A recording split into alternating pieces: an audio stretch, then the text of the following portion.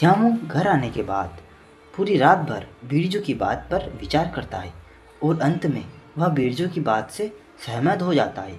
वह धीरे धीरे बिरजू की चाल में फंसने लगता है। किशनपुर नाम का एक गांव था। गांव के लोग स्वभाव से बहुत दयालु थे। वह एक दूसरे की मदद बहुत अपनेपन से करते थे।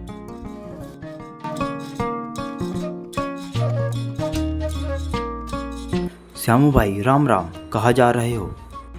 रमेश भैया, कहीं नहीं। आप तो जानते ही हो ना, मेरे पास आपकी जितनी अच्छी ज़मीन नहीं है, ना ही पशु है। बस काम की तलाश में इधर उधर भटक रहा हूँ। अरे श्यामू, ऐसा क्यों कह रहे हो? मैं तुम्हारे भाई जैसा हूँ। तुम कल सुबह मेरे घर आ जाना। मैं तुम्हारे लिए किसी काम का बंदोबस्त करता हूँ। रमेश भैया, यह तो आपका मुझ पर बहुत बड़ा उपकार होगा। मैं आपके इस उपकार को कभी नहीं भूलूंगा। इस गांव के लोग तो मुझे कोई काम नहीं देते। बस आप ही हो जो मुझ पर दया कर रहे हो। अरे श्यामू, अब चिंता छोड़ दो और अब से मन लगाकर काम करना। भगवान सबका भला करता है। मैं तो बस एक मोहरा हूँ। ठीक है रमेश भैया, मैं कल से काम पर आता हूँ। राम राम, अब मैं चलता हूँ।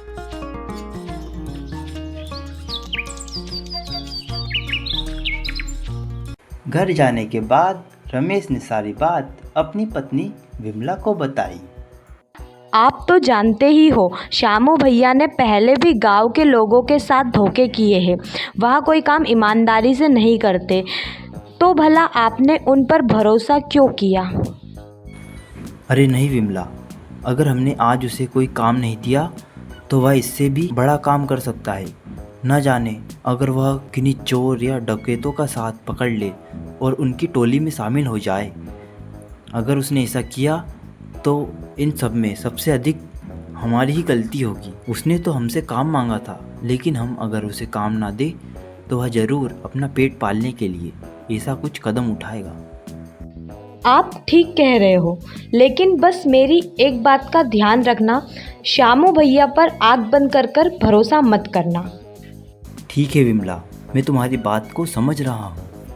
अब आप जाकर गौशाला में नंदनी और चांदनी को चारा डाल दीजिए। वह कब से आपका रास्ता देख रही है। हाँ, वह दोनों बस मेरे हाथों से ही चारा खाती है। उन्हें मुझे चारा खिलाना होगा, नहीं तो दोनों पूरे दिन भूखी रहेगी। रमेश गायों को चारा डालने चला जाता है। अरे चांदनी और नंदनी, ये लो, मैं तुम्हारे लिए चारा ले आया। इसे जल्दी से खा लो।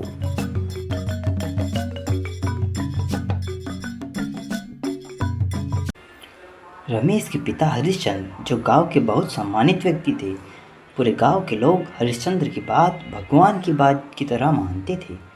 हरिश्चंद्र पूरे गांव को बहुत अच्छे से संभालते थे।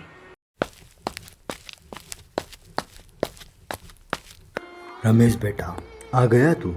क्या हुआ, आज बहुत परेशान दिख रहा है? पिताजी, बस एक बात पूछनी थी। अगर कोई व्यक्ति बहुत परेशान है काम के लिए और उसने अपने जीवन में बहुत से लोगों को धोखा दिया है, लेकिन वह हमसे एक और मौका मांगता है, तो क्या हमें उसे वह मौका दे देना चाहिए या नहीं? रमेश, अगर किसी व्यक्ति का चरित्र पहले से खराब है परंतु वह एक और मौका मांगता है तो हमें उसे एक और मौका दे देना चाहिए, क्योंकि लोग मन से खराब नहीं होते।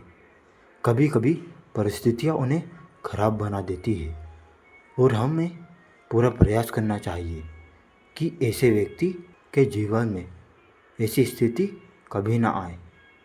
और हमें एक और बात का ध्यान रखना चाहिए कि हम जिस भी व्यक्ति पर भरोसा कर रहे हैं उस पर आँख बंद करके भरोसा ना करें, चाहे ये व्यक्ति कितना ही अच्छा या बुरा क्यों ना हो। हमें पूरी तरह से चौकन्ना रहना चाहिए। ठीक है पिताजी, मैं पूरी तरह चौकन्ना रहूँगा। मैं आपकी सीख को याद रखूँगा। अब बेटा चिंता करना बंद कर और चिंता मुक्त होकर सो जा। ठीक है पिताजी, शुभ रात्रि। शुभ रात्रि बेटा। रमेश पिताजी की बात मानकर सो जाता है। सुबह होते ही रमेश उठता है और श्यामू के आने का इंतज़ार करने लगता है। यह श्यामू अब तक नहीं आया, ना जाने कहाँ रह गया है ये। इतने में श्यामू जल्दी जल्दी चलते हुए आता है। रमेश भैया माफ़ करना, थोड़ी देर हो गई आने में।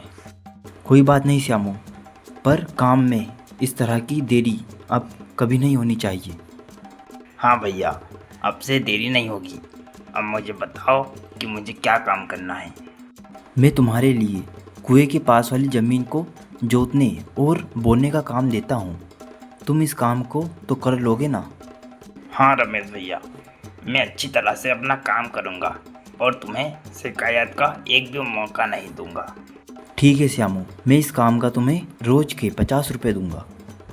ठीक है रमेश भैया, मैं अपना काम आज ही से शुरू कर देता हूँ। श्यामू 2-3 महीने तो अपना काम बहुत निष्ठा से करता है, परंतु कुछ समय बाद उसका एक दोस्त बिरजू उसके पास आता है। अरे श्यामू, तुम तो बहुत मेहनती हो गए हो। और रमेश भैया कितने पैसे देते हैं? गुजारा तो हो ही जाता होगा, कहीं भूखे मरने के दिन तो नहीं आ गए? मुझे बताना, अब भला एक दोस्त ही दूसरे दोस्त की मदद करता है। बिरजू, ना तो तुम मेरे दोस्त हो, ना ही मुझे तुम्हारी मदद चाहिए। तुम अपनी मदद अपने पास ही रखो। बिरजू, बुरा क्यों मान रहे हो? शांत हो जाओ, बताओ तो सही, रमेश भैया कितने पैसे देते हैं? बिरजू, तुम मुझसे बार बार पूछ रहे हो, इसलिए बता रहा हूँ। मुझे रमेश भैया दिन के 50 रुपये देते हैं और 3 खेतों की रखवाली और मजदूरी करता हूँ। अरे श्यामू, तुम कब से इतने मूर्ख हो गए हो? भला 50 रुपये में पूरा दिन मजदूरी और रखवाली कौन करता है, वह भी 3-3 खेतों की? मुझे लगता है तुम्हें रमेश भैया से पैसे बढ़वाने की बात करनी चाहिए। भला तुम्हारी भी तो कोई जिंदगी है जिसे तुम अच्छे से जीना चाहते हो। बिरजू, तुम मुझे भड़काना बंद करो। अगर तुम्हें कोई काम चाहिए तो मुझे बताओ, मैं रमेश भैया से कहकर तुम्हें भी काम दिलवा दूंगा। मैं तुम्हें भड़का नहीं रहा हूँ। अभी तुम्हें तुम्हारी भलाई की बातें बुरी लग रही है और मुझे किसी काम की ज़रूरत नहीं है। तो तुम जाओ यहाँ से, मुझे अपना काम करने दो। मेरी बात पर विचार करो, बस पैसे ही तो बढ़वाने हैं। अगर रामू भैया मना कर दे तो वापस आ जाना, वह कौन सा तुम्हें नौकरी से निकाल देंगे। मेरी इस बात पर विचार ज़रूर करना। श्यामू घर आने के बाद पूरी रात भर बिरजू की बात पर विचार करता है और अंत में वह बिरजू की बात से सहमत हो जाता है। वह धीरे धीरे बिरजू की चाल में फंसने लगता है। कोई नहीं, अगर रमेश भैया मना करेंगे तो वापस लौट आऊँगा, पर पहले मुझे उनसे एक बार बात तो करनी चाहिए। कल सुबह उठकर जल्दी रमेश भैया के घर जाता हूँ।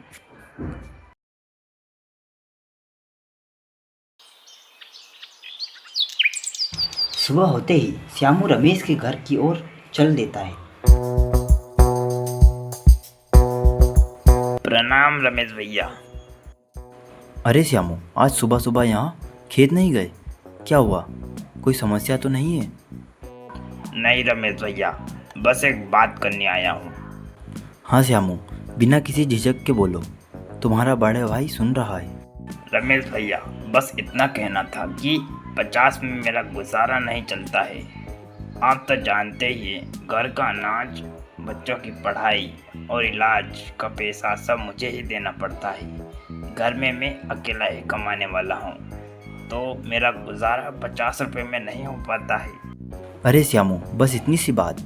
मैं भी सोच रहा था कि तुम्हारी पगार बढ़ा दूँ, आखिर तुम मेरे छोटे भाई तो हो। मैं तुम्हें परेशान नहीं देख सकता हूँ। अब से मैं तुम्हारी पगार 100 रुपये करता हूँ। धन्यवाद भैया, आप इतने अच्छे हैं। मेरी एक बार मांगने पर ही मेरी पगार दुगनी करती। अरे श्यामू, बस तुम ईमानदारी से काम करो, एक दिन तुम्हारी पगार चौगनी भी हो जाएगी। ठीक है रमेश भैया, अब मैं चलता हूँ, खेत सूने पड़े हैं। राम राम। ठीक है श्यामू, राम राम। ईमानदारी से काम करना।